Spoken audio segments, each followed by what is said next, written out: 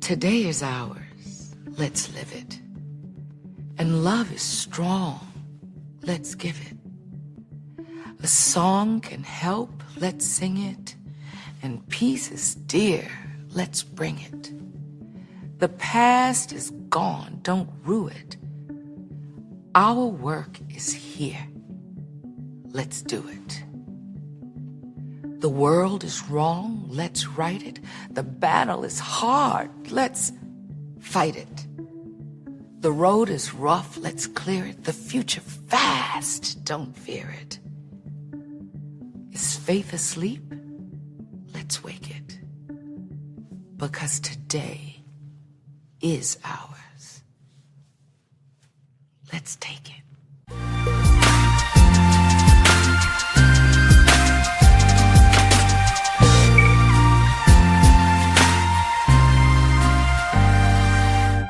We're going to bring your magazine to life today and talk about all of the cool stuff that you're doing. All right. So, what's the new last name? I am Brandi Stampley now. Okay. Because I was like, wait a minute. This last name is Brandi not... Brandi Grimaldi-Stampley. However, whichever one is easier, because they both are difficult last names. Gotcha. Brandi Grimaldi. Say it again.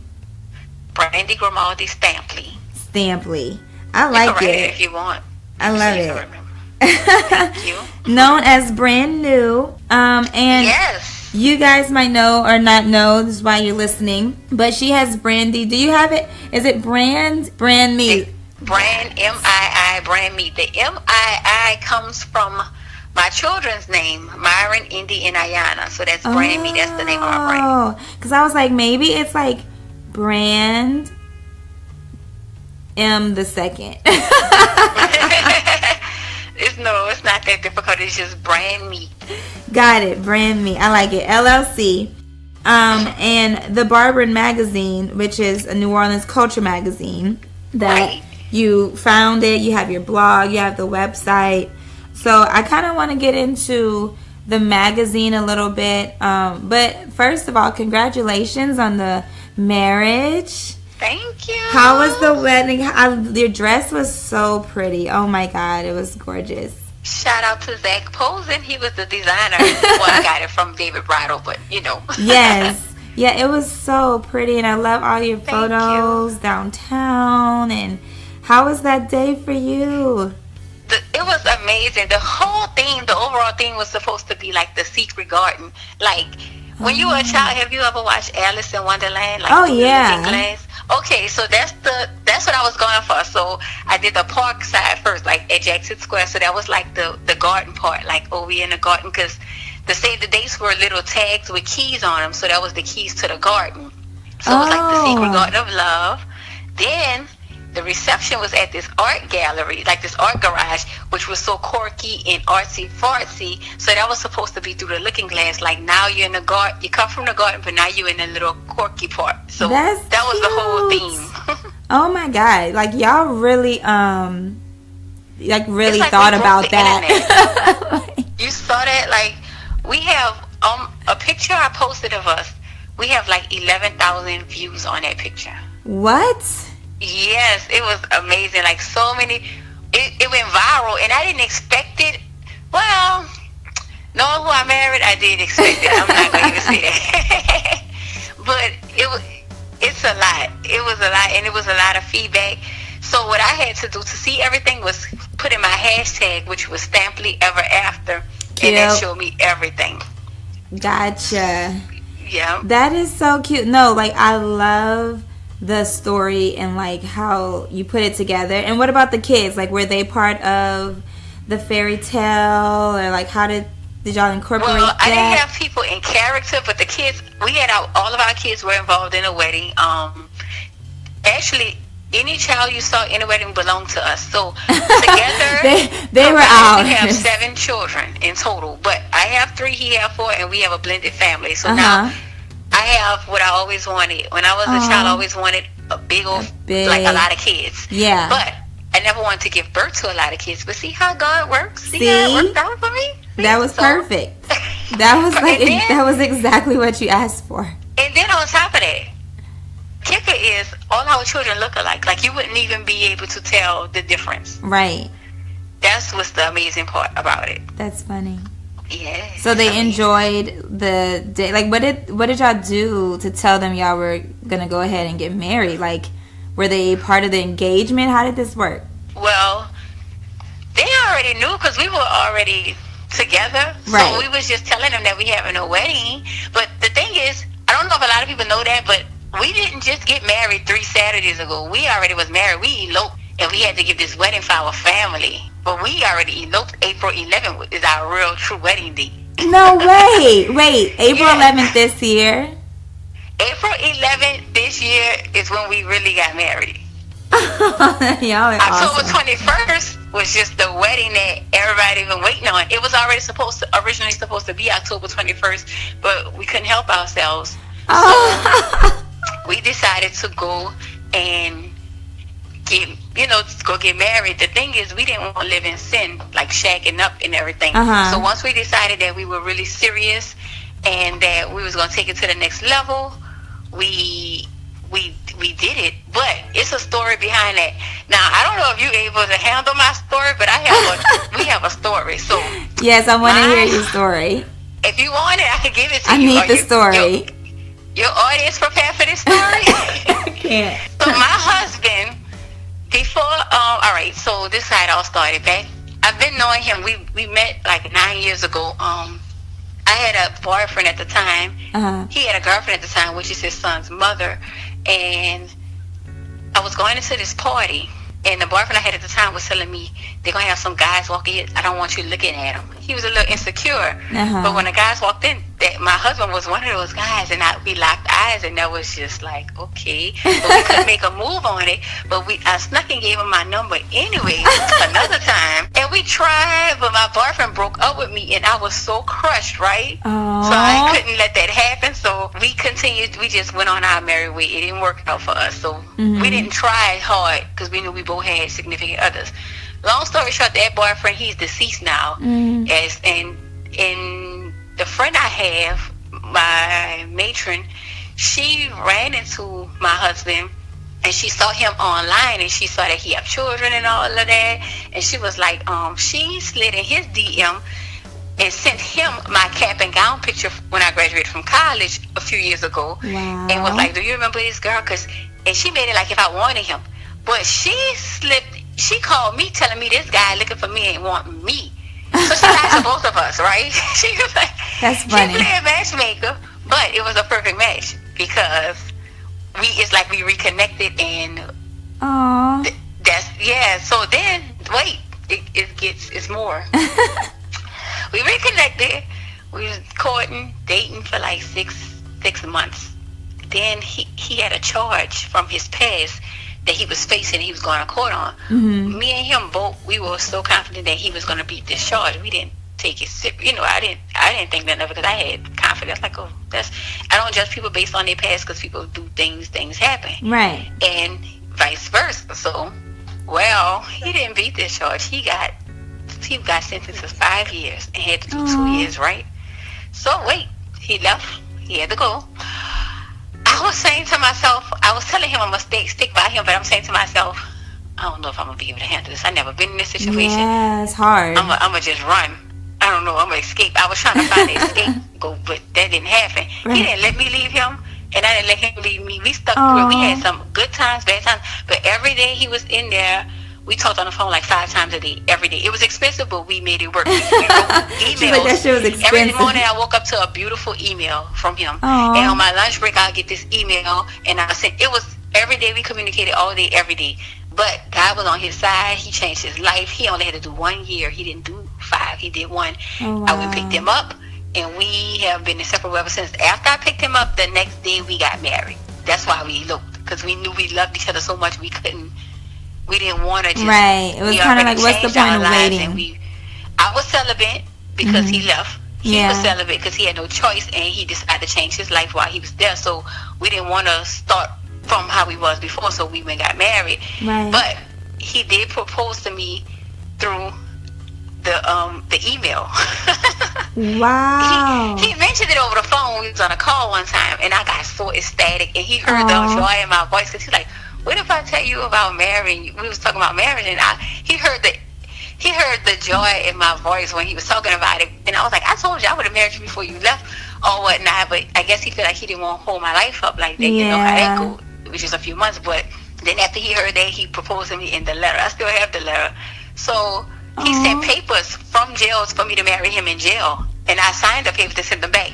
It just so happened that he got released before the date of us to get married in jail. Oh, wow. Because I was going to marry him there, because I loved him and I didn't care about the situation. That was only temporary. Then he came home April 10th. I went picked him up. April 11th, we went got married. Yep. And the family just assumed we was getting married in October, the same date that we right, already as the wedding. told everybody. Yeah. So did they know when October finally came and it was time for the wedding? Did they know that y'all had already been married? Yeah, because he came. When he posts his Instagrams, he posting his wife, and I'm posting my husband. So the cake came out the bag. It was already spilled, but nobody cared. Because it's funny though, because after we got married, after the wedding, he started acting all brand new. I'm like, we've been married, right? You acting like you just became a husband. Like it's funny because it feel like it's new all over again. Yeah. Like, and people keep calling me like, how you feel to be married? Like, we've been married. Y'all know this already. But it's like, yeah, but you had the wedding. So it's like, it's crazy. But we still in bliss. It's like we still honeymooning. We still newlyweds. Right. It's amazing. But the children, they were they had to transition a little bit when we first got married, and I was telling them we married, because they was like, my daughters were so excited because they've been longing for this. Like, I never lived with a guy before, so I never had that experience of having nobody over my. I had my children, and I mean, it didn't work out with their dad, but we didn't play that shacking up. I don't do certain things. Certain things I just don't do. So they was just excited about we gonna have a whole family, a real true family, and a complete family. And his children just had to get adjusted to coming when they visit their dad instead of going to his house by themselves. Now they at a home with more people, Yeah. And now it's like we have a big family, and they all brothers and sisters. We have no such thing as step. Everything is all equal. Right. It's all unity. Yeah. It's fun though. It's like an adventure, because we have a system. Every other weekend we have the children. One weekend we have a weekend to ourselves, and the next weekend we have all the kids. So it's fun. I love that. And then like they're kind of like, it's like the little black Brady Bunch. Right. It's like the Stampley bunch. You know what I mean? So you have to see our snaps. When we be Snapchatting and we have all the kids, we be like a bunch of Stampleys. Like when we be in the grocery store, be all of us. And one time we had a snap where I had all the children. This was like right before the wedding, piled in the back seat, and we were in the front, and it was like, y'all need a van or something. It's like, y'all need to donate that to us then, because this is all we got right now. We got this right. With all these children laughed up. That's our family. This is our life. Like, and we love it.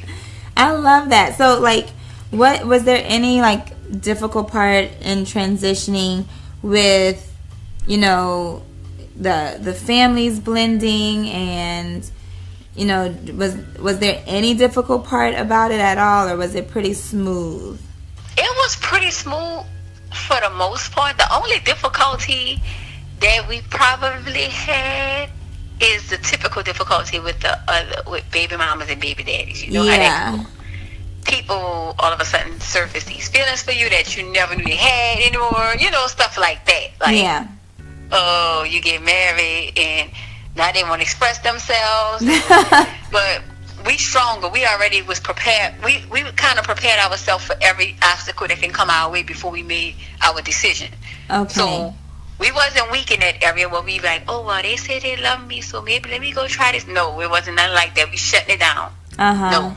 Because that happens. Every time you get somebody, you can have somebody, but once somebody sees something serious or something real, then everybody have feelings all of a sudden. Oh, I hate it. Yeah, and it's disgusting because like, what them feelings was that when I was just... See, the thing is, they had a lot of people didn't believe in us. Like, a lot of people assume, oh, when he go to jail, when he go away, that's going to come to an end. Mm-hmm. But he didn't. And that's what shocked everybody, because when he was away, I never posted about us. I kept everything discreet. Yeah. On purpose, because I feel like... Right, because everybody be in your business otherwise. Right, and then I was saying to myself, I'm not going to represent anything unless I know it's something for real. I know in my heart it's for real, but I had to hear it from him. I had to know from him it was real. And once I saw it was real when he sent them papers for me to marry him and stuff, I'm like, oh, this is real. No, he is then not playing around. When he got released, I posted our first picture. I can send you that picture. I can tag you on that picture, and you're going to see how many likes and the insights. You'll be amazed. So everybody was like, oh my God, OMG, oh for real. I didn't know y'all was still, I didn't know. Right, because we didn't want you to know. Yeah, we did that. We did that on purpose. We kept it discreet for a reason. Because people try and ruin things sometimes, you know. And it's unfortunate. You don't want to think like that, but it's just reality. It's the world we live in. It is, and I mean sometimes, and it's not. Sometimes it's people who feel like, or they think they're protecting you, or they think that you need their advice, and it's like I really don't, and I'm really fine. And most of those people be family. You know that, right? Yep. Exactly. So that's why we kept it discreet. And I was saying to myself, this time in my life, I'm going to do something I want to do. I'm not going to get advice from this one, that one, and the third. I'm going to just make my own decision. Yeah. But a lot of people, I'm going to be honest with you, when we eloped, we had some backlash. Like a lot of I don't know what he had to deal with his family, but I know on my side, they were mad at me. Really? I mean, mad about like, who you married, or mad sisters, that you... Well, no, like they were mad about who you married, or mad like how you did it, or like what were they? They were mad because they feel like this is the most. The reason. All right, they were saying that they felt like they had to find out over social media that I was married. I didn't call them, and I'm like, I didn't even post nothing, but my husband posted a post and was like, Mr. and Mrs. Stampley. So they saw that. No. But the thing is this. I did elope. No, I didn't call nobody, tell nobody just yet.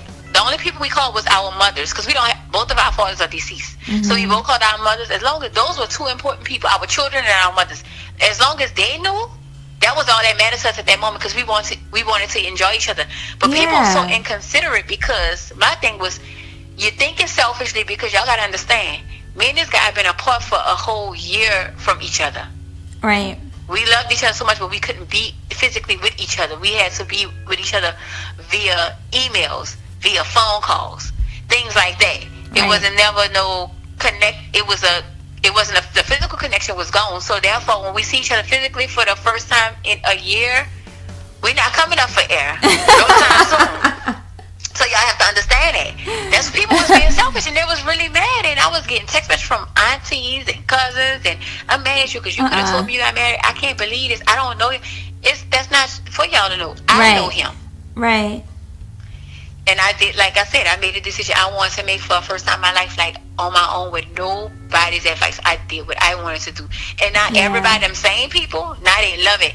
Now they can't get enough of us. You see what I'm saying? The thing was turned. Right, because they see that you're happy. I mean, there's, people get over their initial shock and all their, emotions and whatever, but when they see that you're happy, they see that, somebody is in your life who genuinely cares about you, has your back. Well, again, family included, you know what I'm saying, will have your back. So they adjust. Like, right. The people in your life, they didn't have no choice. I wasn't giving them no other choice but to adjust, or you could be out of our lives, because this is my life now. Straight and up. I'm his life, and that's all that mattered to us. We couldn't see past each other. We look in each other's eyes. When I looked at him, nothing else existed. Yeah, that's how I felt. Yeah. So how is it being a mommy to? Is it a 5? 7. Ooh. 7.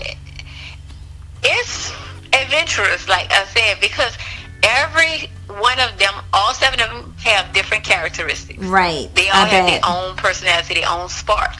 So some of them need more attention than others. Yeah. Let me see. We have 2 teenagers and 1 preteen. The 2 teenagers, they don't want to be. They're the girls. They don't want to really be bothered with us. Right. They're like, good. That's cute. Right. But I'm gonna go be on my phone and Snapchat all day. Right. They be in their phones all day. We have to literally take them off their phones to come spend time with the family. Like, come watch a movie. Let's play a board game or something. And they looking at us weird because they're teenagers. You know how that go. Exactly. The preteen, she requires a lot of attention. That's mine. She requires. Oh my goodness, she think I belong to her and her alone, like nothing else in this world. She's that kind of person. That's my daughter. I know her, but that's our little chef. she wanted to be a chef when she grew up, so she cooks real good. I've been teaching her to cook since she was like 8 years old. Oh wow! And like she can prepare a whole meal without my assistance. What? And it is good. Like she really know how to cook. So she has a talent. They all have their own talents. The one right above her, which is my husband's daughter, she wants to do makeup, and so she does that type of thing, like the eyebrows and the makeup and polish nails. That's what her job is. Yeah. The oldest one is my daughter. She's the artist. She draws. She makes sculptures. She does everything in art. Like that's just her craft. She does that. Then after that, we have our 2 boys, which is, I'm trying to make sure I'm not missing nobody. I'm trying to do it in order. We have the 2 boys, which is his 2 sons. They are both the same age. They're like a few months apart. They like to dance. That's our dance routines. They always steal the show, and they so cute. But they like to dance. They play baseball and basketball. They into sports. They boys. Wow. They real boys. Well, so when baseball season come around, we're going to all the baseball games to support my stepson. Right. And that's just how we do. So it's really fun. Then the last 2 are the babies. I have a 3-year-old. He has a 3-year-old. His is a girl. Mine is a boy. So we have 2 babies that are just 3 months apart. Wow. They just our babies. They still learning themselves. They just our babies. But my little 3-year-old stepdaughter has a lot of personality. You'll think she's 10. That's all I'm gonna say. And my son, he's very quiet and modest. Like he don't say much. He's just gonna smile at you. And both of the babies, they both light skinned with blonde hair and my son has blue eyes and his daughter has like greenish eyes. So it's like they're our twins. That's so amazing though, how they all look like. Y'all need like a little reality show or something that follows you all around. That's what I'm working on. Actually, I'm glad you said that, because that's what I want. That's what we call it, the personality show, right?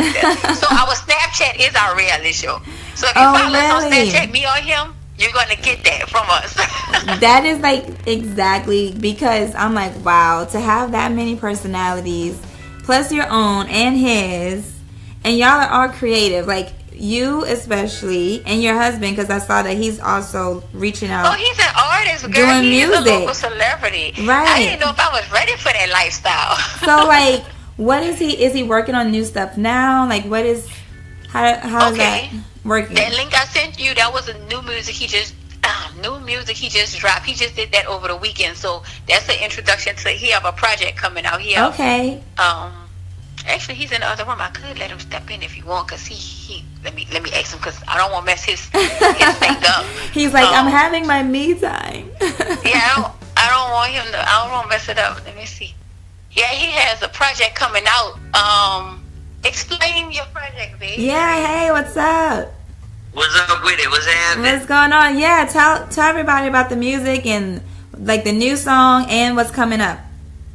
I just dropped a track last night. It's a freestyle over TK's The Race track, and I called it Upstate because I just recently came home from upstate in Louisiana Penitentiary. So I just was kind of expressing myself in a short freestyle.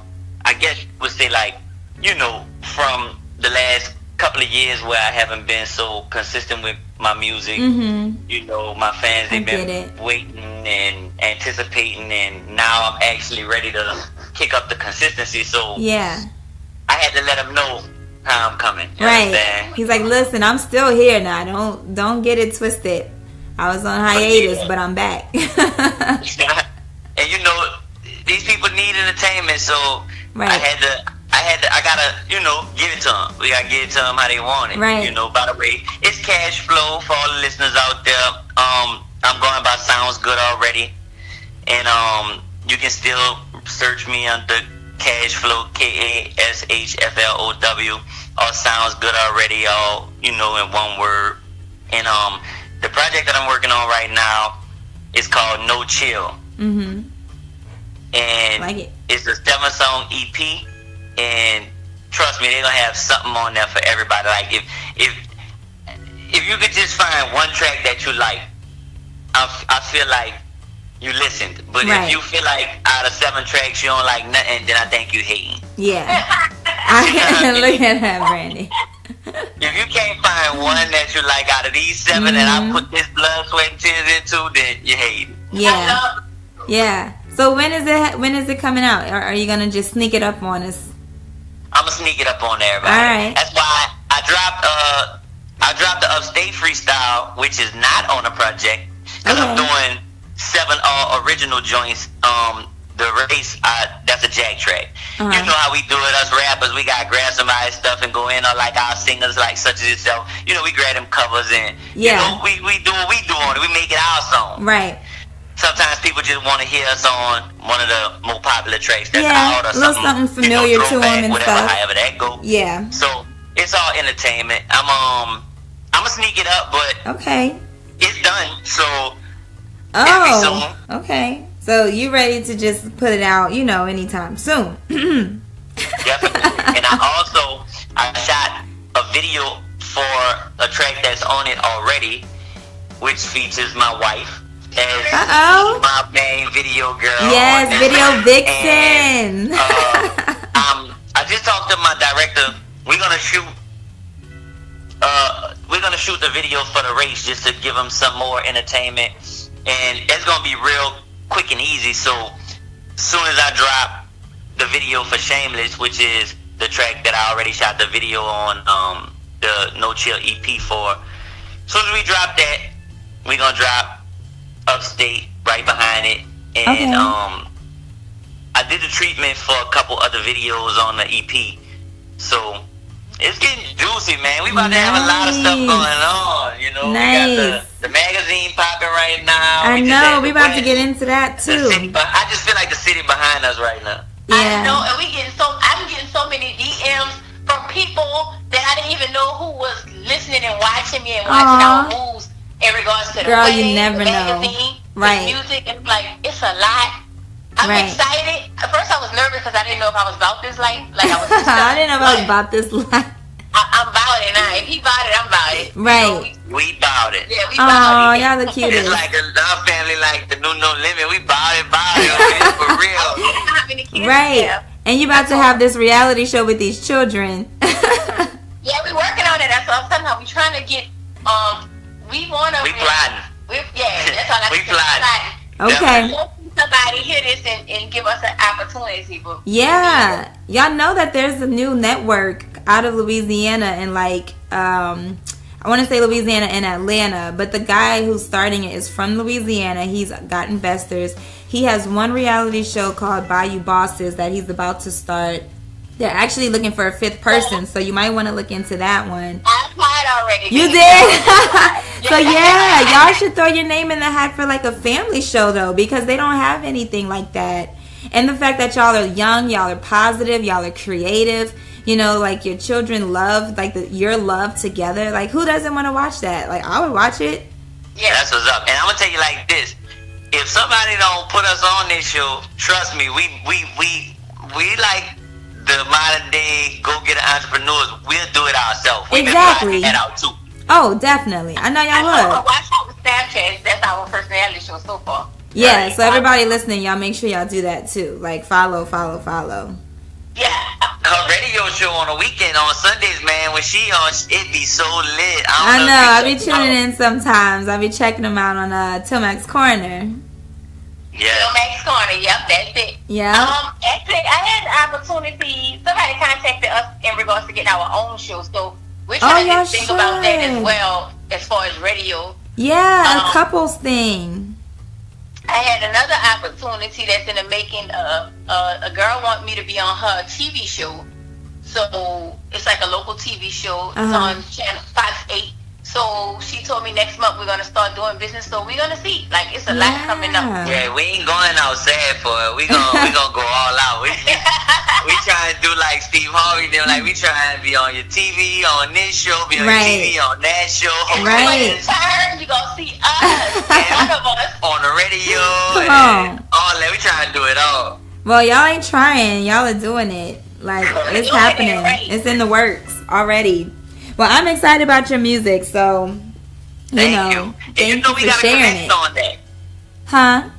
And you know we gotta connect on that. You know I know. I'm ready. When you ready, when you recording, like when need a little la la la, you know, I'm there. No, stay. We definitely gonna make it happen. For sure. Well, thanks for coming on. Now you can go back to having your man time. Yeah, he's going back to his man time. Thanks for having me. Yeah, of course. Hello? Girl, y'all are so cute.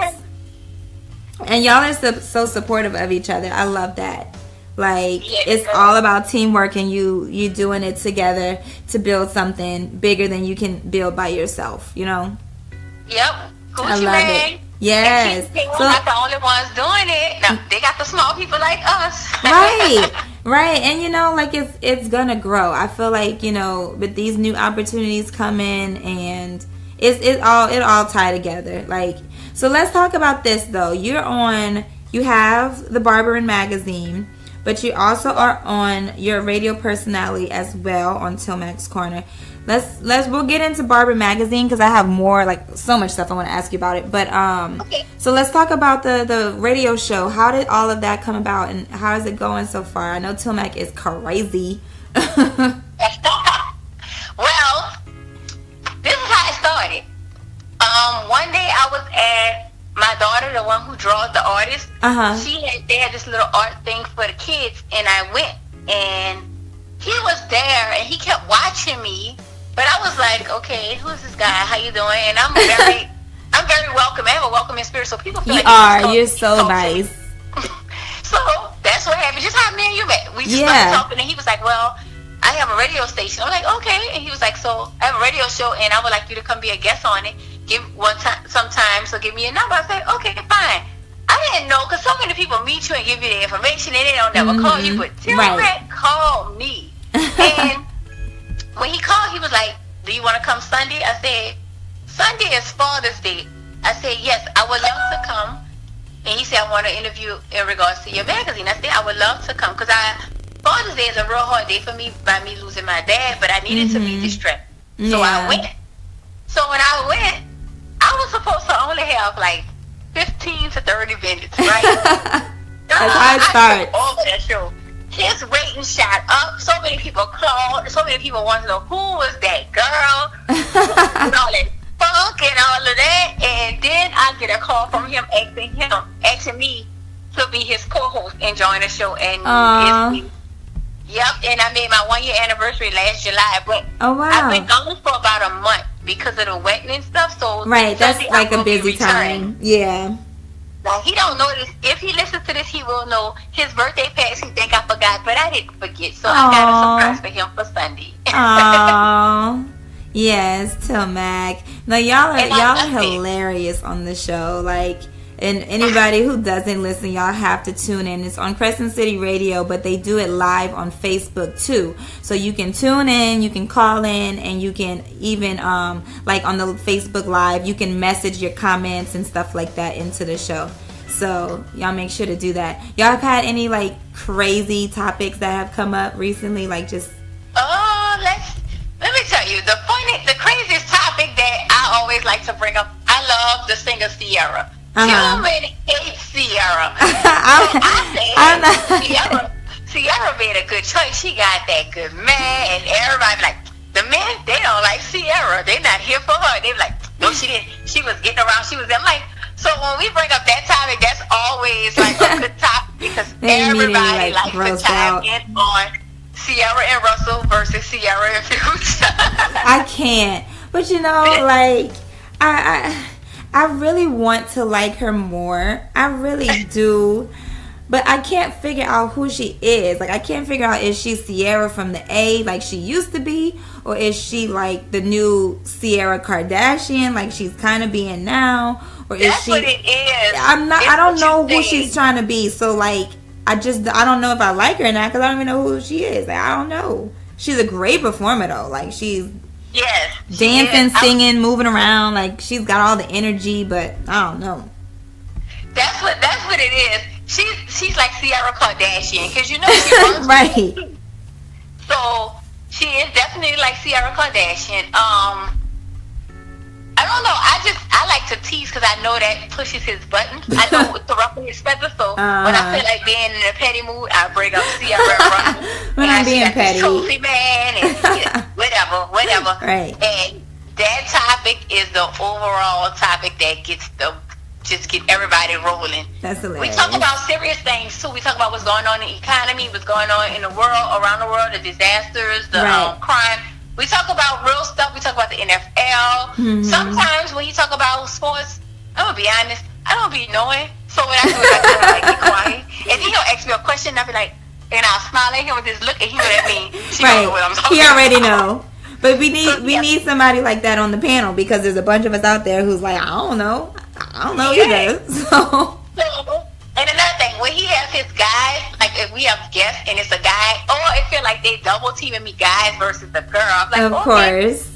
So we have Amber on the show now. Amber's a new radio personality. I got to meet her. She's cool. Now I got somebody that could play ball with. Right. So they can come for me now. So I got another woman that could back me up. So it's fun like that. It's like Mars versus Venus type thing, but I love it. I love Tillman for giving me this opportunity, because to be honest, let me keep it real with you.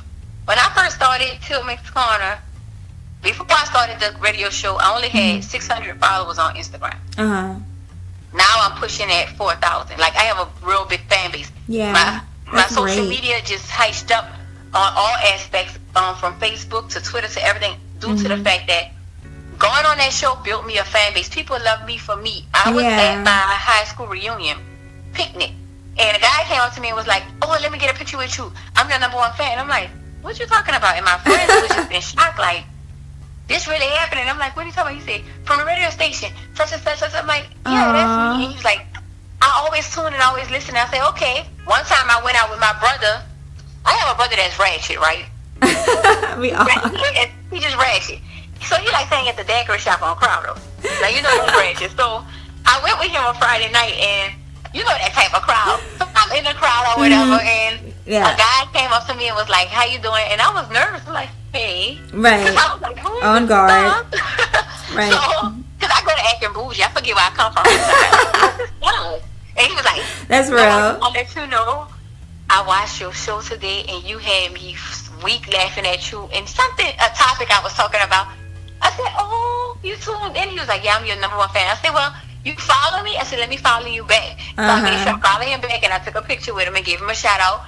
One time I was in a parking lot, and I was talking to my daughter. We was coming out Baskin Robbins, and I was telling her, hurry up and get in this car, like chastising her. And the guy was like, oh, hey. And I was like, hey. And he's like, oh, you don't know me, but I know your voice. You that girl from the radio. And I was like, which radio? I just want to know if he knew what he was talking about. But he from Crescent City. He said, you brand new. And I was like, that's me. And so that's amazing when you go places and you really have a fan base. But you don't like to use the word fan base because people think you're being conceited, but you're not. But it's really like people that really admire your work. So it's amazing. That is, like, you never know when people are paying attention. You know what I'm saying? Exactly. Like, you never know. And that's why it's awesome to, like, be known for being yourself. You know, like you said, like, you're loved and you're adored for being yourself. Like, that is, you know, they got a lot of people out here trying to seek fame and seek attention and just all of that by being something that they're not. You know what I'm saying? So when people come up to you and they're like, yo, your personality is sick, like that's like the biggest compliment, you know? And you know what else is amazing? My husband pointed this out. You know, they have a lot of people that's on, and social media don't make me or break me, but there's a lot of people on social media that have like all these different followers, 5,000 here, 3,000 there, 10,000 and all of that. But like he told me, he said, you know, you have your almost 4,000 followers, but it's not for you selling clothes or doing it or being nude or anything. It's just your personality alone that got you all those people following. I'm like, I never looked at it like that. Yeah. He said, so you gain that honestly instead of, because most people have to, you know, exploit themselves to be this or sell clothes. Not knocking anybody who do what they do. Right. Or sell something, or it's a product, but mine doesn't have anything behind it. It's just me. Right. It's you. I'm just selling myself. Right. So that's amazing to me. Even though 4,000 followers is not buku, but that's enough to say that's just you doing it with your personality. Right. And like, you know, social media is kind of like your resume / what you want to make it. Whatever. Like, people will catch on who haven't caught on, and the people who do follow you are the people who's going to continue to follow you from like now till the rest of your career. So no matter what you do that's attached to your name, it'll be successful, and those people will follow it. So, but I love the show, so y'all make sure y'all tune in. It's every Sunday. What time? It's every Sunday from 10:30 a.m. to 1:30 p.m. All you have to do is go to crescentcityradio.com and click on, it's a button that says listen now, and listen, and we'll, in that time frame, you'll hear us. You can also go to my Facebook. My Facebook is, I'm going to spell it. It's my name, Brandi Grimaldi. It's Brandi. That's Brandi with an I, not a Y. And Grimaldi is Grimaldi. If you put that in there, I should come up, because it's only me and 3 other Caucasian girls. But you're going to know who I am. No, she's the brown one. That's what comes up. You can even Google me. I Google myself. And guess what? Oh, you have to Google yourself. I have listen, you need to Google yourself, especially when you are a business, okay? Because you need to know what people are looking at too. Like, you need to know what they're finding. Right, they're finding my brand. They're finding my magazine. My Facebook definitely comes up, and my Instagram comes up. That's what you want. My Instagram is BrandMii. That's BRAND_MII. So is my Twitter. My Twitter and Instagram are the same. But before we get off the line, before I finish, I'm going to give y'all all my ways to reach me and find me. Yeah, definitely. Yeah. And we're going to post it and repost it so you all have it. It's easy to find. So tell me about the magazine. Like, what made you, because, okay, first of all, magazines are not easy to create, to manage, to get, ads, to get content. Like, that is not an easy undertaking. So what made you say, okay, you know what, I'm going to do it? Because the magazine, and I have to tell y'all, like, it is full of content. It's full of content. It's got, like, opinions. It's got music. It's got art. It's got fashion. It's got, mental health and what's happening in the culture, what's happening in the world. So that's a lot. So what made you want to do it? And, like, what is your goal with the magazine right now? All right, there's a story behind this too. So, first and foremost, the magazine is called the Barbarin. I get that name. That's my great grandfather. His name was Louis Barbarin. He was a jazz musician down here. He was a drummer. We have our family. The Barbarins are big. That's not my last name. However, that's my family name, and we have a Barbarin Foundation. It's a lot. Our family. I come from a family of musicians. Cultural musicians from down here. It's amazing. So that's who it's in dedication to him. My first ever magazine I launched has his picture on it, holding his drumstick. Yeah, I love that photo. That's him. I like that photo. Louis Barbarin. That is him. So what made me want to start a magazine? Okay, so this is how it all started. All right, I had my first 2 children when I was young.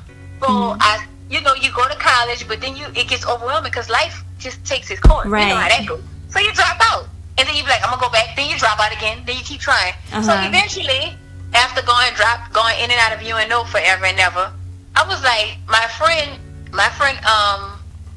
said I did online schooling.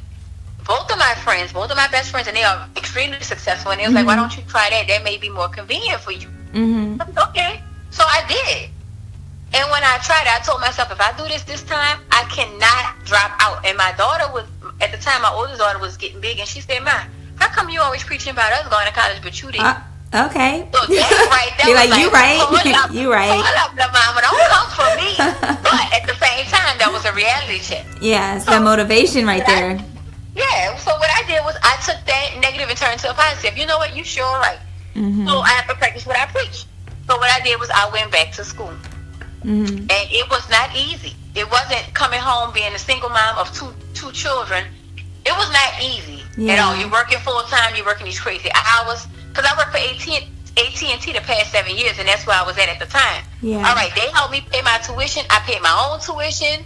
I didn't get like financial aid and all of that. I did it all on my own. In the process of that, I bought me a home. So I own my own home, and throughout the process of buying a home, I was dating my little boy's dad for a nice little while, and I found out I was pregnant, and I was like, oh no, this is not happening. I have to finish school. I had like a few more months left. Yeah. So I said, I'm not gonna stop. I was in labor, literally writing a paper. You're not serious. I'm serious because my school required it, and if it wasn't in by that submission time, you was not gonna pass. And I was determined to conquer this. I've been playing with this for so long. Right. Long story short, I graduated. This kid's I gotta got my wait. degree. I have a bachelor's of science degree in communications with a minor in technology. That's awesome.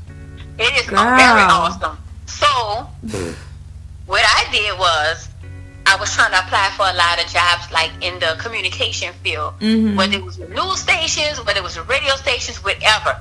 But I noticed in that field was difficult. Oh, I'll get all the interviews, but it's like when you go in those interviews at the news station, they kind of get intimidated by your beauty and stuff. Everything is physical with them. Yeah. See, Like, I never. oh my God, you're so realized beautiful, that. but then they don't want you to come on because then they'll knock the next person. You know, it's all that. I'm like, oh, it's a lot. So I had to start reading between the lines. That's petty.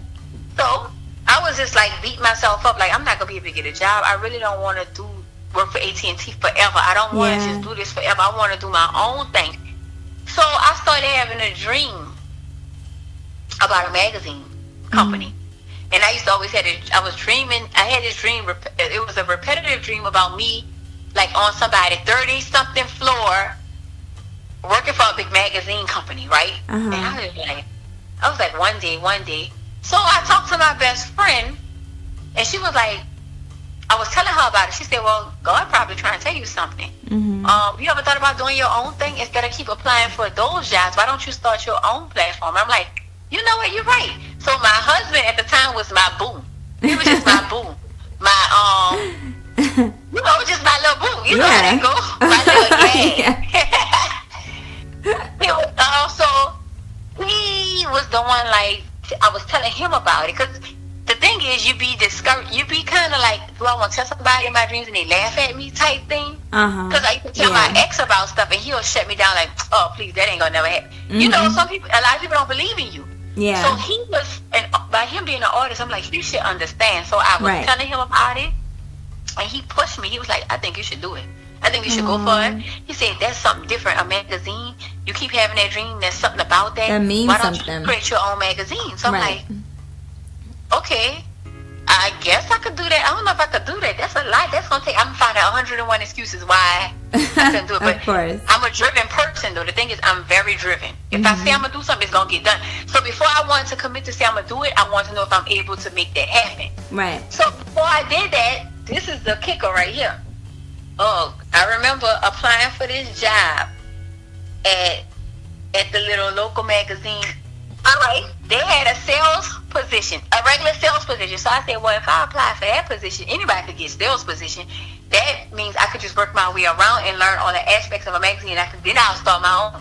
All right, so I applied for this job. I put in this application. And what I did was I took my application, my resume, and I forwarded it to everybody. I went to their website and I saw everybody on a panel. You know, it wasn't like us. It wasn't our sisters. But, you know, it was like 5 of them. I sent it to each one of them. And they had a guy on there. I sent it to him. So, one of the ladies on there, she wasn't at the top, but she was one of the ladies on there. She CC'd the top lady on the panel and was like, I need you to check this out. This young lady keep putting in applications over and over. Look, she said this. She said, I want you to check this out. I think we need to look into this. The top lady, Jan, because I researched her, I still have the email to this day. She said, now mind you, they're not the sharpest tools in the shed because they didn't know I was on that email. Wow. Clearly. So she was like, oh, I seen that, but I'm not going to accept her application. So she kind of like basically didn't give me a shot, just rejected it. And her reason was not feasible. She was like, I see she keep applying. I'm not accepting it. Like, she don't qualify. I don't think she fit the criteria for, however she said it was very ugly, right? Right. So, my feelings was crushed because I'm like, people really do this when people be really trying to get somewhere. This is how people step on opportunities. So, what I did was I was like, hi, Jan, and everybody else on the email. Sorry, but you guys didn't realize I was still on this email. Unfortunately, that's not a good way of That's not a good reason to not give a person an opportunity. You didn't even interview. No, she said this. She said, I don't feel like she qualified. She don't qualify to our standards, but I'm going to interview her anyway, just to see. And I was like, but thank you, but no thank you for your interview. I'm rejecting the interview that you're going to do just to see, because I'm not a just to see person. Right. You know what I mean? Girl, I let her have it in that email. Not ugly, but very professional. And that's when that moment, I said, I'm going to do my own magazine. I don't need to work for nobody else's magazine. So that's why my school gave me the software I needed to get started for free for a year. Oh, wow. And it was called Adobe InDesign. That's the software. Uh-huh. I know that software from front to back. Now, when I first got it, I didn't know where to start. I'm like, okay, so I was a YouTube head, learning YouTube. What? YouTube is everything. I learned everything on YouTube. YouTube ain't going my best friend. So yeah, I just kept playing with it, and practice makes perfect. So I started I had a cousin. I have a cousin. Again, I'm not gonna say head. I have a cousin.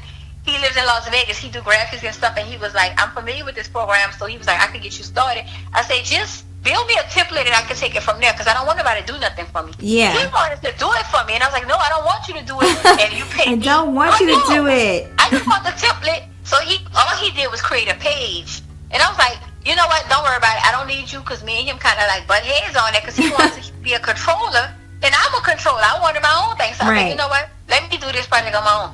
After I YouTube and learned what I had to do, I let that magazine out. It started off with a little pages, now it keep increasing. My first magazine, the first one, I still have it. Looking at it now, it's a lot of trial and error, but nobody would know that if they don't know magazine etiquette. You know what I mean? Right. The average person was like, oh, this is so dope, this is so nice. And I'm like, oh, it is. And I bought my own camera. I said, I'm investing myself, so I bought me a Canon camera. I put like $1,000 into that camera so I could go out and take my own pictures at the second lines and at everything else that go along the city. So that's what I did. I didn't know about filtering and editing pictures either. But now I do know that. I know how to lay things out. I know about pixels. I know about content. I know about the duration of the pics. Because when people want to be featured, they want to send you a picture out their phone. That's not going to work for me.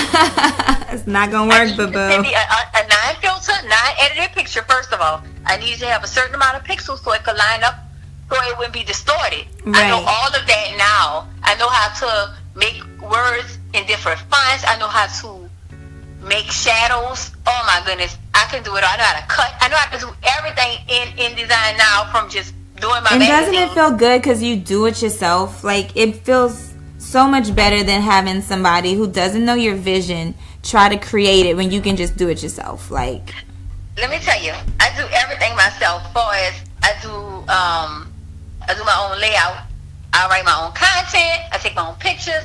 Like, everything you see is my work. I did that. But the last issue that I launched, because I changed it from monthly because it was becoming overwhelming to quarterly. But the last issue I launched, I picked up some interns. So I have to give it up to my girl, Erin Myers. Oh, nice. She helped me out a lot. Hey, she Erin. wrote some content. And my boy, Glory, his name is Jonathan Jones, but he's known as Glory. He's a book writer, actually. He's an author. So he wrote like a few pieces for me, and that was a big help. And I needed that. And sometimes I want people to read things from other points of views instead of just mine. So yeah. And that's how the blog came about. The blog came about from the magazine, because it's a media blog, and they just blog things based on what topics will be on the magazine. I'm trying to get the blog out there because it's not really popping like it's. I'm trying, but the magazine pops more than anything.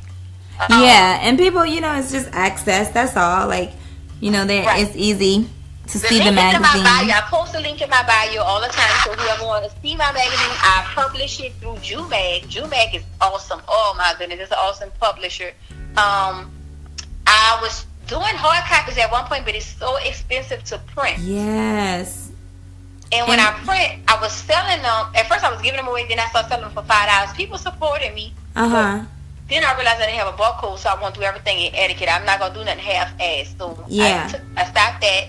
I only print a copy for myself only, so I can have a hard copy of every one I produce. Right. But digital. And on Jumag is one of the top magazines on the culture page and on their... Yeah, I love the magazine. Like, and I like the new one that you have with Sheba on there. You talk. I don't know who wrote which, but I really like the one you had on mental health. I like the one you had on finances. Of course, Sheba's interview. You know, is nice. But yeah, like I mean, like I said earlier, like you really have a lot of content. Is it hard getting? Well, I mean, it just looks really good. So I changed the cover up with some different fonts. I was like, because you know, magazine have font etiquette. Like you're only supposed to use 4 different fonts. And I'm like, says who? Let me just change it up so it don't look so boring. Because I was checking out my husband's, like, look at GQ magazine. Look at these people do what they want to do. And I was like, you know what? I'm gonna do what I want to do. So that's how I did the font, and that's the Galatian tool that makes it fade like that. Okay.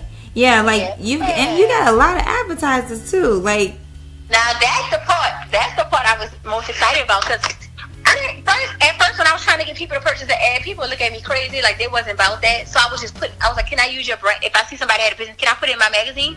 Oh, I don't mind. I was like, I'm giving out free advertisement for 4 months. Whatever. That's when I was doing it monthly.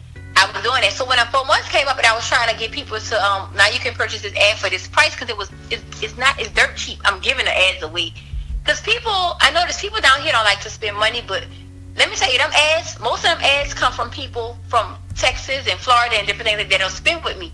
But people down here, they don't like to. It's weird. That is weird. I know. So I've learned that, but yeah. They're not really trying, and I don't even know if it's just down here. I don't know if that's just like a local thing. When people know you, they I guess assume that everything you do is supposed to be given to them free because they know you. Think that's what it is. You know what I'm saying? But it's like it's a business. That's why we are not as big as Atlanta, and we have a popping city. Like we can be how they are. They are very supportive, but we don't do it. Unfortunately, as I don't know. Right. At least repost it for me. You know what I'm saying? Like, damn, like repost it, share it with a friend, send it through. You know what I mean? Like, spread the word about it if you're not gonna donate or something. Like, I repost a lot of people's stuff. I don't mind either. And I don't mind if like that's all I ask. I literally have to ask people, can you repost my magazine, please? I have to ask people. But lately, when I dropped the last two, the first one, the one before Sheba was this guy named Sean Mack. He's a producer. He produced movies. He's a photographer. He the one who did the photography for my wedding. He's known. Yeah. So once I put him on the cover, I noticed my cover's been upgrading every time. So people started saying, "Oh, she knows Sean." So that's when it started getting around. Mm-hmm. Sean did this movie, a Katrina movie called Rising Waters, and I'm casted for his next movie. Part 2 of that movie, a sequel to that movie. Mm-hmm. So I'm excited about that. I never acted before, but this will be my first time. Go ahead. So, but when I put him on the front of it, because he have a hot sauce, that he have his own hot sauce. Oh my goodness, it's so good. So that started getting my magazine popping. People purchased few ads, but when I put Sheba on it, and I was like, I'm doing ads again for this price or whatever, and I had a lot of people purchase this time. I made a nice amount of money in advertising this time, and I was shocked. I was thanking God. I'm like, because I pray about it, and I'm not trying to be greedy, but this is my business, and right. I want to make sure everybody get. It's not about me selling the ads. It's about me getting you guys exposure and getting you more clientele for your brand and your business. Exactly. And that's what I want to hear. I love when the people. Like, I love when the people who advertise with me be like, oh my goodness, I got some new, I got this, I got that. More people coming to me, they saw it in the magazine and this, and I'm like, oh really? Like, so that makes me feel good to help other people and be a blessing. Yeah. So it's like an eye for an eye, tooth for a tooth type thing. You know what I mean? Right. No, I love the magazine. Like, and for y'all, y'all definitely need to go check it out. It's on her website. It's brandmii.org, but you can just click where it says Barbarin Magazine and go ahead and pull it up. And I'm loving some of these articles you have. Like, let me see, this one I like. Does money truly equate to a person's self-worth? Like, you have a lot of motivational stuff, but these down here in the back, y'all gotta keep flipping through, because this one is really good. So one of them, my boyfriend of 4 years doesn't want to move in together. That's juicy. I wrote that. That one's juicy. That came from a place in my heart from a while back. That was true story. True story. So I like this one. And says, this is from Brandi. She quotes, "Women fall in love in the beginning, men fall in love at the end." That's the truth. Right? Where is that coming from? What you been through? Let me tell you. It comes from my heart because it's the truth. Because it's like, you know, all right, women do fall in love in the beginning because when we first get with a guy, we all head over heels. We want to show all our friends. We ready to post. We ready to just show it all. And a man be like laid back like, nah, they just be more chill style. And you messing with them and you dating them or whatever. Say for instance, y'all break up, it don't work, whatever happened. Now, a woman, when they first break up, a woman crying her heart out. The first 2 weeks, the woman is crying. The man, he doing him. He don't care about that. He over it, like, he's still trying to be your friend. Door closed. Still trying to come. Right. Still trying to come smash. You know, if you're going to let him. Still, he won't be just that with no attachment. All right. That moment when that woman finished crying her heart out for them 2 weeks, because all we need is 14 days. After that, you take and you start doing you. They start seeing you out on the scene. Oh, then they won't start. They little text message now. It's not no more like what's up. It's like, I was thinking about you today. It turned into something more in depth. Then don't say when you start messing with somebody. Oh my goodness. Now they in love. They can't live in this world without you. They can't breathe. They can't eat. They can't sleep.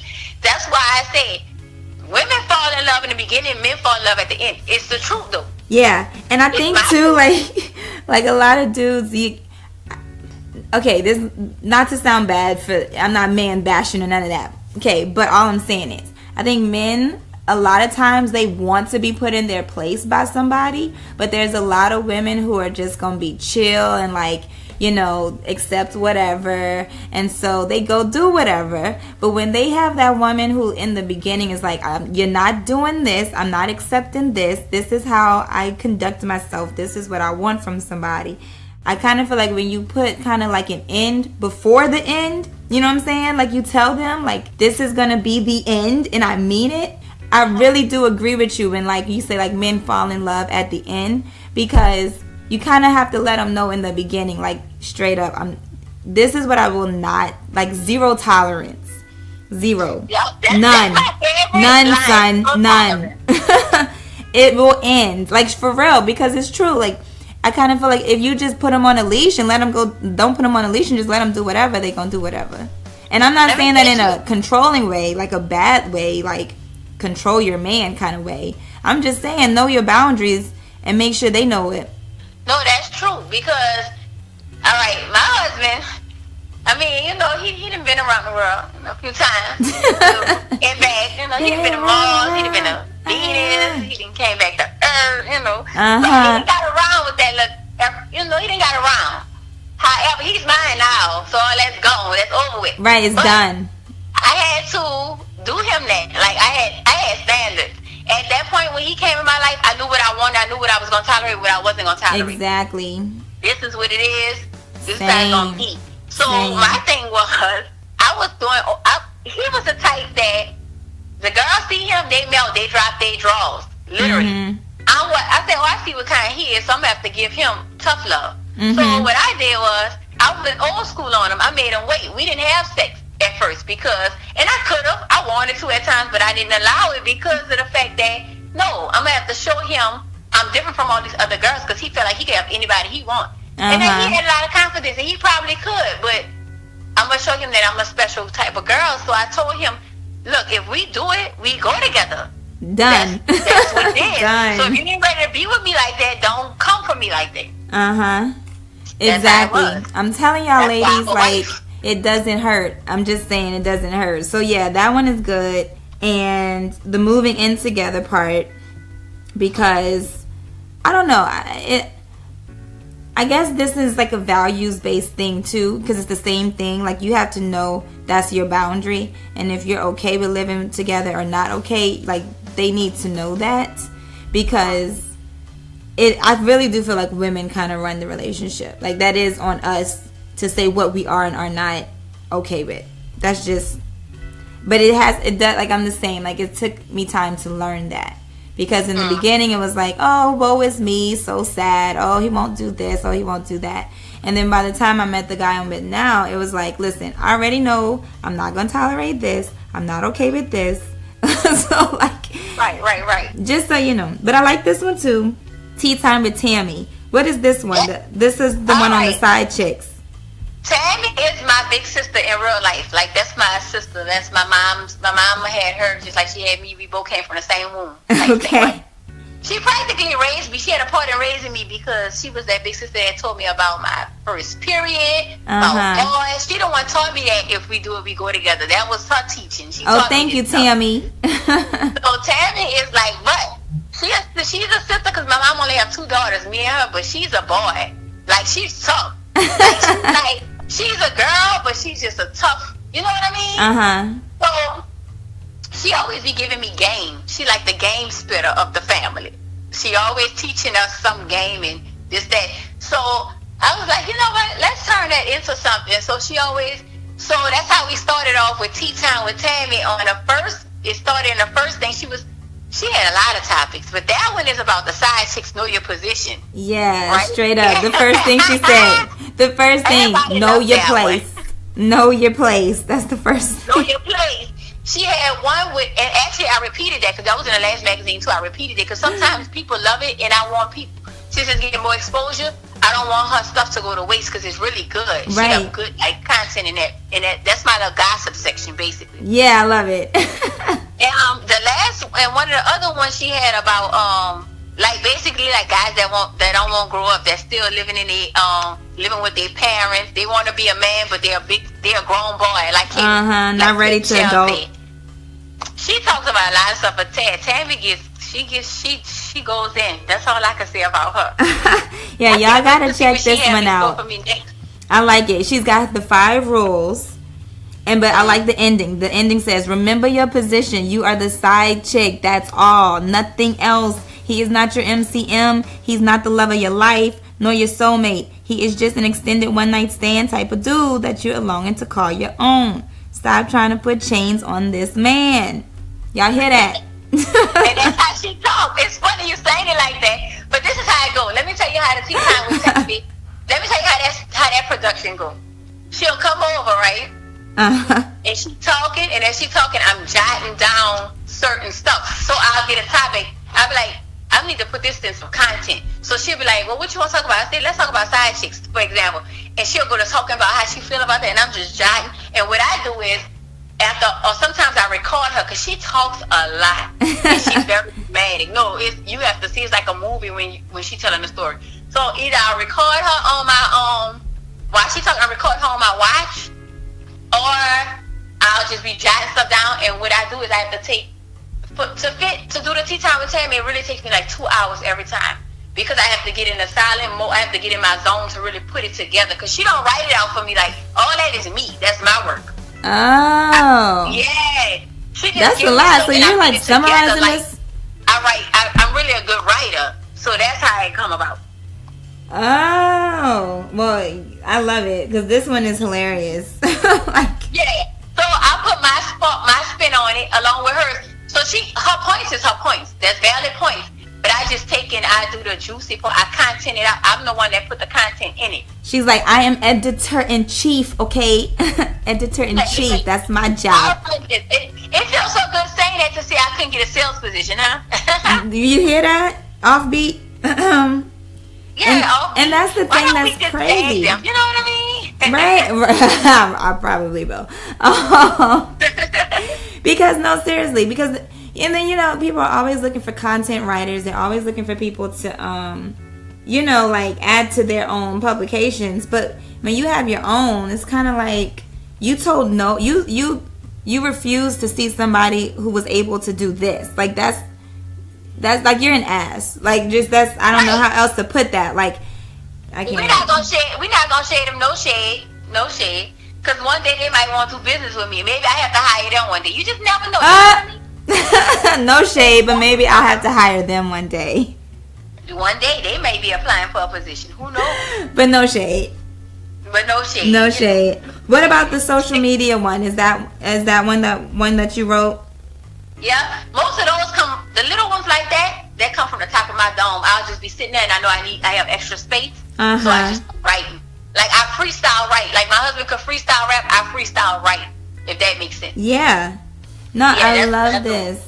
I love to write. I love to talk. Me too, I have a gift for gab. I love it. So, I was thinking about start becoming a songwriter. I didn't talk yet, but it's a thought that's been coming to my mind. I don't know though, because music is a whole nother level. That's something totally different. It might sound easy, but it's totally different. You have to really be groomed and trained to know how to do that though. I don't know, because I think, everybody has like certain gifts and things like that kind of comes naturally. But if you're a writer, like, and you have rhythm, you could hear something and just start writing. Like I don't think it's like, you tailor your craft, of course. The more you do it, you find your voice, you find, your particular little, whatever. But I don't know. I think you should give it a shot. Like, just go in there. Don't think about it. Just go in. Let the music tell you what you need to write, and just see what you come up with. You never know. Okay, I'm gonna go. I'm telling you. Once I say I'm gonna do something, I do it. Like, I'm never a person that anything I speak, it gets done. Hey, tell me about it. I make everything prosper that I commit to. Another thing, I was supposed to start on the book last year. I have the layout. I just never started it. I was gonna write a book. It was gonna be more on the inspirational style, because I used to suffer with anxiety, like severely bad. And I was the type of person, I used to always want to read articles on about that, like people who overcame it. Yeah. And they never really have that out there. They always tell you about what to do about it, but I'm like, I want somebody's story, a testimony. So now I would like to write my story and my experience with it and write it out about about suffering with anxiety and living with anxiety, or however you want to put it, or whatever. Where did the anxiety come? Like, do you know where it came from, or is it something that just kind of runs in your family, or was it just life? Like, it's I know it came from my childhood. It's a lot I endured. But I would have to I wouldn't want to talk about that right now. I would like to put that in my writing, put it in the book. It's just like experiences I dealt with. I dealt with some things that as a child that I wasn't supposed to be dealing with. Adults, I was doing things like adults as a child. Yeah. Like I had even though I'm pretty on the outside, I'm like kind of like rough because I've been through a lot. Like it's like I'm tough. I have tough skin. I'm real tough. Yeah. It's a lot. Yeah. But so I know where it come from. So you're gonna start writing this book then? I accepted where it came from because I used to be in denial for the longest. So I finally accepted. This is where it came from. Now it's up to me to put it into it. But I've been doing much, much, much better. That's good. No, good for you. And I mean, writing about it is also like part of the healing process too. Like it helps you solidify, like, this is what I went through, but this is where I am, more importantly. Right. And where you can be too. Go for it.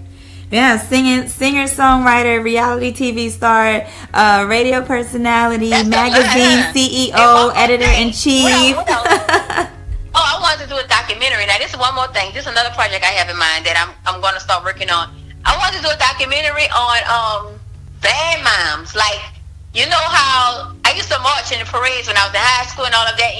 Now, like, you know how the parents do. My mom used to be ecstatic watching me march. And I watch children who march in parades and stuff and perform, and they walk the parade, they do all of that.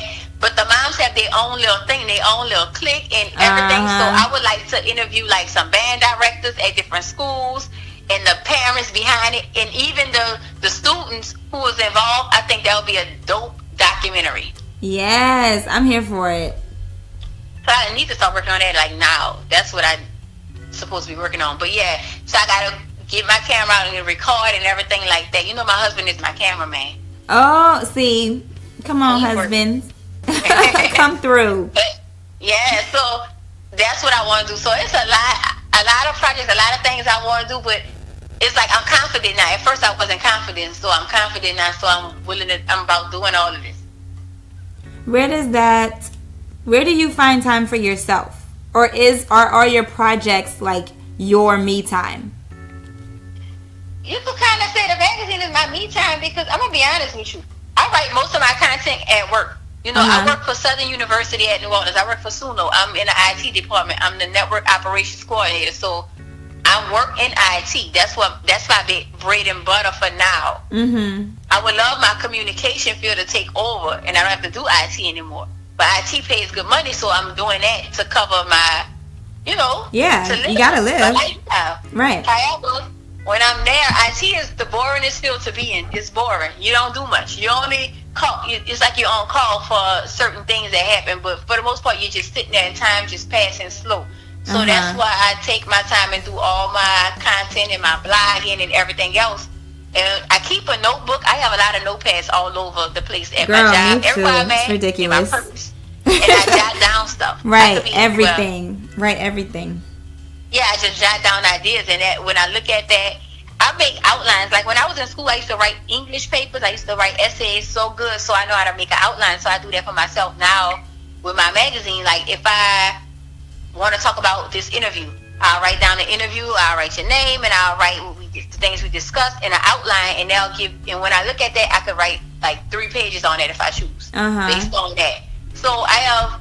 Now the thing is, my memory. I lack with my memory a lot in everyday life, but when it comes to my content, I never forget. That's crazy. It's really not crazy because I am literally a goldfish. Like real talk. I don't know if it's like a busy woman thing. I don't know. It must be because people always ask me about my memory. Like you don't remember that, but when it comes to my content, if I just write your name down, I'm gonna remember everything we talked about on this call. That's crazy. Like I can remember certain stuff, but certain things. That's that selective memory. But so that's your me time. So do you have any time where you just like there's no kids, there's no work, there's no husband, it's just Brandi, like no friends? There are no indeed. That don't happen in my world. Let me tell you, to be honest, right now it's just me and my husband. No kids right now. So this is the closest I'm gonna get to me time. But me and him, we won. So this is my me time. You know what I mean? Like. I mean, I understand what you're saying. Like this is your like kind of downtime. Right, but it's never no time when I'm really alone. That's very rare. My lifestyle don't permit that. However, you have to just find it. You have to make it. Like when I go take a shower, those little 30 minutes probably, because I don't take long to take a shower. 30 minutes is enough for me. That's my me time. I'll play my music. I get in my zone. Right. Or when I pray. That's my me time. In the mornings, I do my little worship before I start my day. Spending time with my children, to me, like sometimes I go and spend time with the children. I'll talk to them and we'll just be talking about things, just seeing where they're at. All of that's fine for me. That's my me time because I like that type of stuff. Spending time with my husband, he like white on rice on me. He not going nowhere. So that's I'm never by myself. Yeah. I'm never by myself. But it's just that I just told him that I want to start a hobby. I need to find a hobby. And we decided on fishing. Oh, okay. I was about to say, what else do you want to do? Get some poles and things like that. Oh, that's fun for the family too. Like to go fishing. We get a weekend. I told you we get a weekend off from children. 1 weekend on, 1 weekend off. So when we have our weekend off, me and him, we hang together. And sometimes we do have a little space. Like he take a lot of naps. I'm not a nap taker. Yeah. When he take his nap, that's when I really get to chill and watch a movie by myself or just chill. Sometimes I'll come in here and I'll close the door and I don't have no lights on, no TV, no nothing. I just sit here for an hour. And I don't think about nothing. I'm just there. And that's the best space ever. Oh my God. Tell me about it. You know what I mean? Like I take my bra off, I let my hair down and I'm just there. Yes. I don't think about nothing. I don't want to think about nothing. If any thought try and come, I erase it. I just want to be there. Like I'm in space. That's perfect. Perfect. Yep. Yeah. So do you have any like mantras that you live by? Anything that, you know, you tell yourself to keep yourself motivated? Yep. I have this one. I learned this in 4th grade and it stuck with me my whole life. Oh, it must be deep. It's simple. Actually, this is it. If I can believe it, I can achieve it. I always tell myself that, and I live by, die by that. I like it. Yeah, because you've proven that time and time again. If I can believe it, I can achieve it. If I can put my mind to it, it could be done. I tell myself things like this. In the morning, I quote. I have quotes I tell myself. So when everybody's gone, because my husband leaves out for work first, the children leave out for school, and it's just me left in the house. these 15 minutes I have left in the house, I walk around and I rant. And I rant things like, I am the head and not the tail. I am above and not beneath. I am blessed going in and coming out. I'm a lender, not a borrower. It's just things like that. I rant. I speak things into my life every day. Every day. That's important. And it happens. Like, power is in the tongue, for real. Yeah, I really believe that. I ran through my house because any spirits that's in here that don't belong in here, they have to go. Mm-hmm. So I speak them out. I speak all of that. You know, I believe in spirits. I believe that in energy and spirits too a lot. Mm-hmm. I strongly believe that you can let somebody come across your door still, and if they don't have the right energy, they didn't let something negative in your house, and you have to get rid of that. Yeah. Because they'll latch to somebody. Because, you know, they latch. They don't go nowhere. They don't just linger. They're going to latch on to something. It's going to be either you, your husband, or your children. Mm-hmm. And sometimes you could tell because you could see when people's moods change. So, yeah. I don't think I'm a voodoo person or nothing, but I do. No. You know, some people but it's true. You have to protect your space. I don't take garlic or red soda or none of that type of stuff. No, I don't do all that. I just, you know. Right. It's just an energy thing. I believe in the same. And I can tell, you know, you can tell when, and it's very rare. Like, you know, I don't have people over all the time. And, you know, people I have over is usually, you know, close friends and stuff like that. But, you know, you can tell if somebody just doesn't have the right intentions when they come around you, period. And I don't want that anywhere around me. So let me make you laugh. So my mom, she rarely comes over because I go to her more than she comes to me. But one time she came over, and my mom, sometimes it's easily to turn her mood off. She just so easily annoyed, and I'm not. I have a lot of patience. Mm-hmm. Nothing don't annoy me so quickly. It just depends on what it is. But she's easily annoyed, so she tried to show me some shoes that she wanted to wear to my wedding. I didn't like them, so all I told her was, I don't think that's the right shoes for that dress. So that right there turned her mood. So something happened where as though I started having little things started happening with me and my husband. Like our AC unit broke, our car broke, everything happened at one time. So my mom on the phone me she gonna say, well, you know what I was thinking? That stuff happening because it was a spirit that you let in your house that was the negative spirit they have to leave, that you got to get rid of. I said, well, you was the only spirit, or she got mad. Oh, but no. You was the only spirit. You the only one. Why you have to go there with that? She didn't like that, but it was the truth. I said, well, you was the only spirit came in my house. But, moms, we love y'all. But you have a lot going on. It's great to see you, like, representing for young, creative Black women. And being a mom, not just stepmom, because there's no step. I caught that. So being mom, being wife, you know, being a creator in general. Like, you don't sound tired. Like, you don't sound tired at all. I'm not tired. How they say, you sleep when you're dead, right? Mm-hmm. So that's what I do. I'll sleep when I'm dead. I'm not tired. I do, I eat good, and I get a lot of rest. So that helps balance me. And to be honest, when I'm at work and after I did all my work and stuff, what I do is I get excited to go home, just to come home and just lay out with him and watch a movie. We find a movie every night to watch. Yeah, that's my excitement. That is your excitement. Hell yeah, when you can just go home and be happy with that and be content and not be looking. Some girls require a lot. They want roses, they want Louis bags, I don't care about that. I just want to come home and lay out with you and watch a movie. That's all. Right. That's all. Simple quality time. That's what I'm talking about.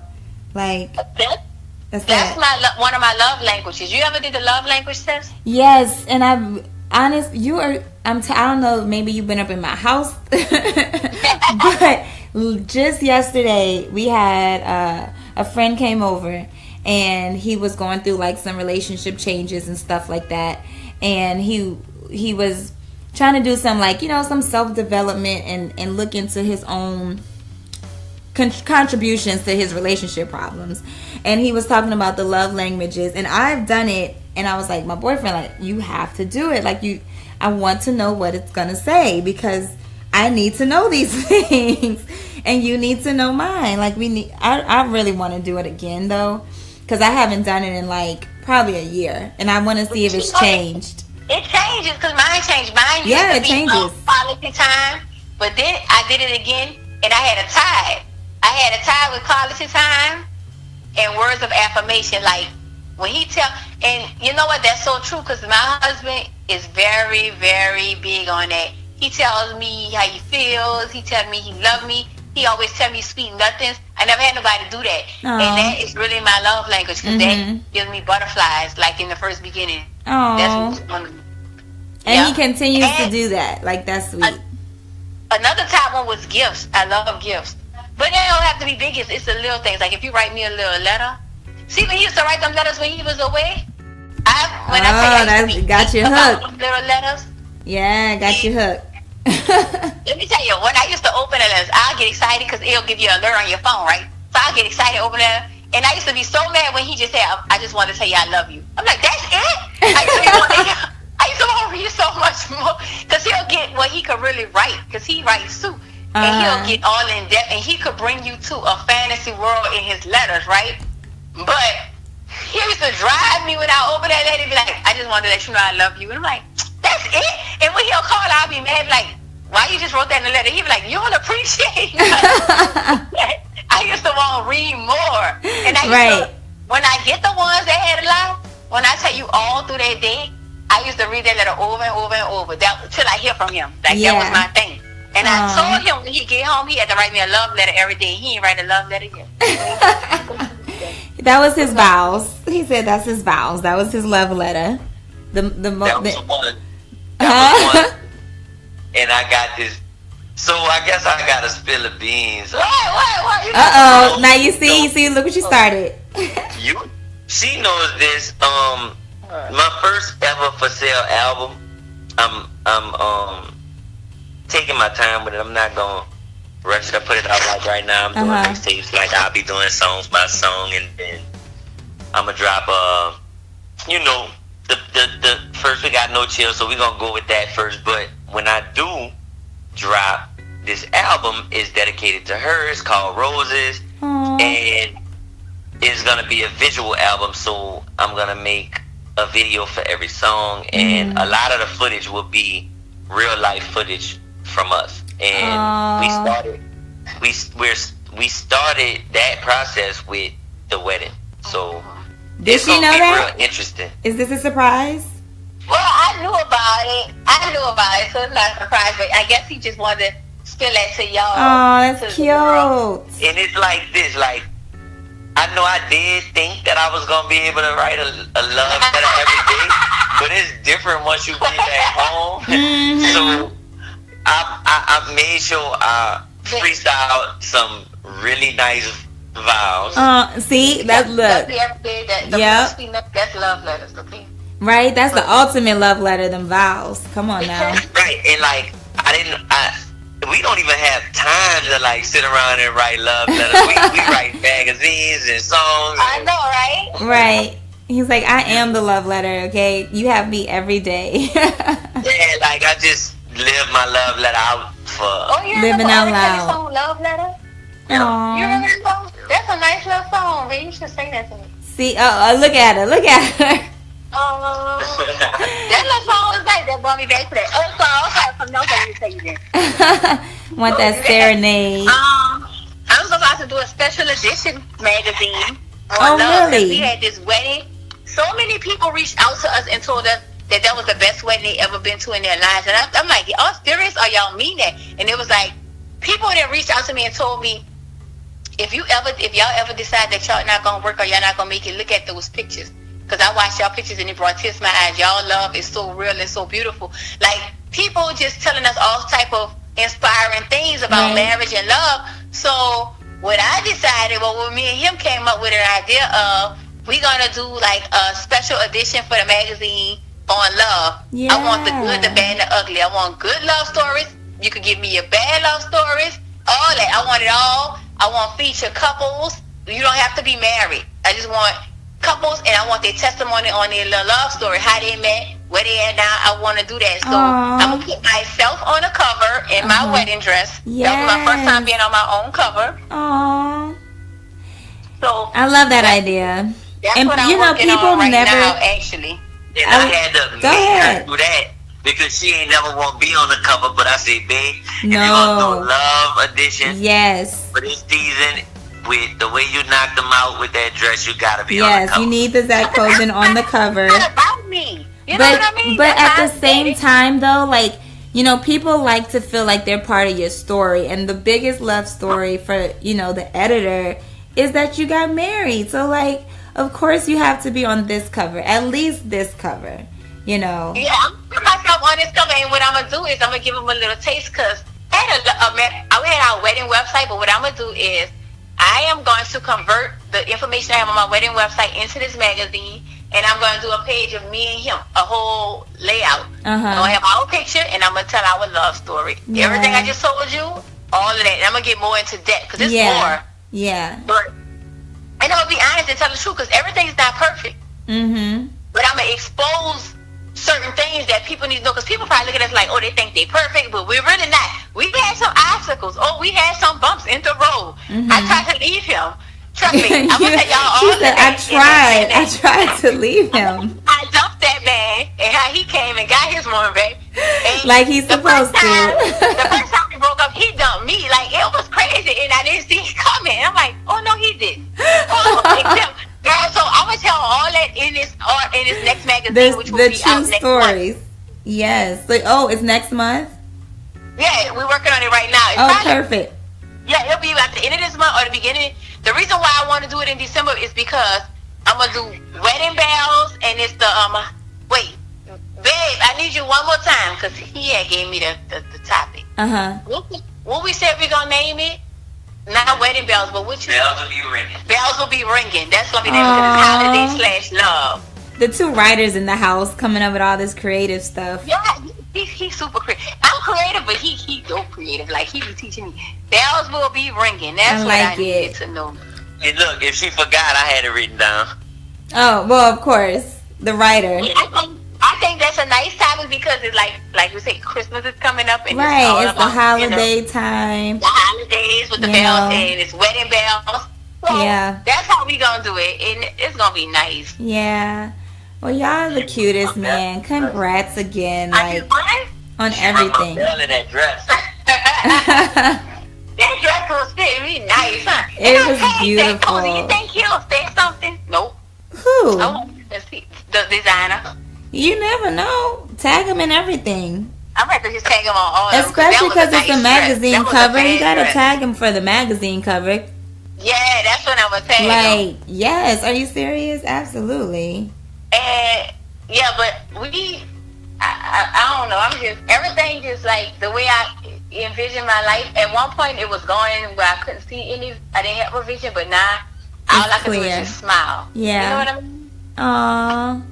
Well, y'all are the best. Y'all are so cute. I'm happy, you know, that you like had some me time to sneak in there to come on the podcast.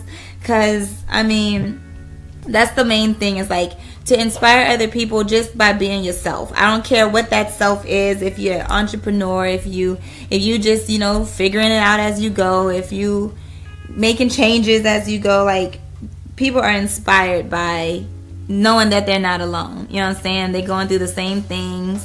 Blended family, you know, being an entrepreneur, working 2 jobs, plus trying to figure out, you know, how to like grow your own personal business and your goals. So thank you so much, Brandi.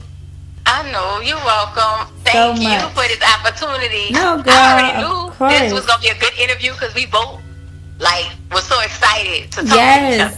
Oh, and the other thing before we go, because I'm gonna, you know, everybody has to know how we met. So I had to perform for something during Essence Fest. I think it was like a hair glam squad event, and here's little Brandi, like slim fine, walking around, the biggest smile, super friendly. And you know, I'm not from New Orleans, and so as I'm like, when I'm meeting people, I'm nice because I'm just, you know, I don't know who I'm meeting. I'm a nice person in general, but you know, I'm kind of, you know, scoping out the scene because I don't know everybody, stuff like that. She was so nice. Like, when so nice, like super personable, super warm, funny. You know, bonded over just talking about men being crazy and clothes because there was, you know, cute fashion. That stuff, right? Yeah, really cute fashion at the event, and so, you know, just like connected just like that, like, you know. And I used to do Till Max Corner like a long time ago, and it was like just a bond. It was just cool to meet somebody who was just nice, like just nice person. So to see like everything that you do now, because at the time I didn't know you had the magazine and everything else that you had going on, and your fashion is always sick. You're always cute. Always that's cute. Nola girl. That's that Nola girl. That's what that is. I learned my fashion actually. One of my best friends, she's from Miami, Florida, and I met her in college. I already had a little something, but when I met her, she gave me that and I took it and ran with it. So that's where I get it from. I can't even take the credit. No, but always put together, super cute. I'm just like, how is she doing all of this? Plus, she stay cute. Like, I don't understand. How do you do this? You gotta see the children. You think I'm cute? The children is dead. Everybody. But you know what? That was mandatory in my household coming up. My dad. Wait. First of all, I'm a Virgo. And my dad was a Virgo. So I don't know if you know about Virgos, but if we're going to get the mail out the mailbox, we not having no rollers in our hair. Just let you know how Virgos come. Beyonce. So Virgos, we just, our appearance is everything. So in my household, my dad was a little thing. He is like, I don't never want to catch you outside with no pajama pants. So he was very strict on that. You always make sure you clean yourself and your hygiene when you go and bring your child to school or just anything. He didn't let me go outside. If I wanted to go sit in front of the door, I had to have clothes on. Like, he didn't play that my hair had to be combed. That's just how he was. Right. So watching him like that, and just being a Virgo yourself. Yeah, so it rubbed off on me, and that's when my children. I don't even dress my children anymore. The only one I dress, we only dress the babies. Our other children, they have the swag because they watch us, so they do it on their own. We don't even. They amazes us when they come out the room after we say go get dressed. We all about to go, and they come out. We be like, oh, all right. Right. We let everybody be creative. We let everybody express themselves. That's how we live in over here. Bruh, like, yeah, goals. That's all I'm gonna say. Hashtag goals. Okay. That's it. I'm gonna say that. Goals. But yeah, but thank you so much. Like, can't wait to watch the family on reality TV. You know, keep us posted. And I'm going to definitely share everything. And before we go, again, let everybody know where to find you, where to follow you, all of that good stuff. All right. Again, you guys, I am Brandi Grimaldi-Stampley, known as Brand New. That's BRANNU, Brand New. You can find me on Instagram, which is, my Instagram is BRAND_MII. My Twitter and Instagram are the same. Facebook, you can just search my name, Brandi Grimaldi. That's BRANDIGRIMALDI. Also, on Sundays from 10:30 a.m. to 1:30 p.m., I will be live on Crescent City Radio as a radio personality on the Till Max Corner Show. I stream live from Facebook every Sunday in a time frame. You can also go to crescentcityradio.com during that time frame and click on Listen Now, and you can hear me live on air. You can check out my blog at brandme.org. That's BRANDMII.org. And there's a tab, as Ariel was saying, that has the Barbarin magazine. And when you click on that, you're going to see my magazine information. And there's also a link in there that will lead you to my magazine, a hyperlink. Also, on all my social media, the link is in my bio for my magazine. Yeah. And you'll see the current version, and you'll see all the previous ones as well if you click the tab at the bottom left. And lastly, follow me on Snapchat. That's where you get the real I'm about Brandi. to pull you up right now. You're joking, though. The unfiltered Brandi. My Snapchat is Brand New. That's BRANNUNU. And you can follow me on Snapchat. Y'all will have a blast. And follow my husband on Snapchat. He's Cashflow6. That's KASHFLO6.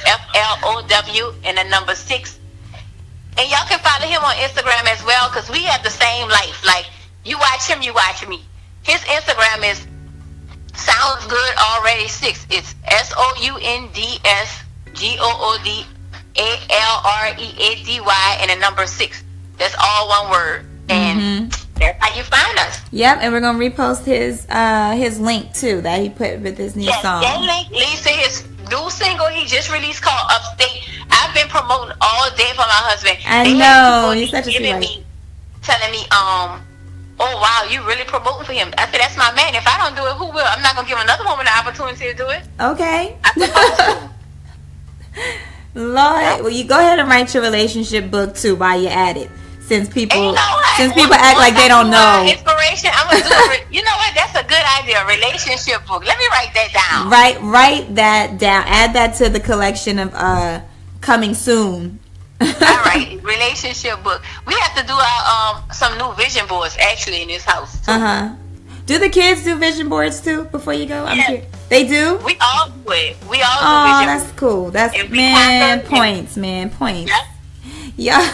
Y'all, come on, man. Get that show together. Get that TV show so we can watch. Girl, speaking into existence. Come on. If you could, I applied for the one that I saw that you were talking about, but I would love to have our own show. So yes. So, hey, you never know. I'm just saying, throw it all out there.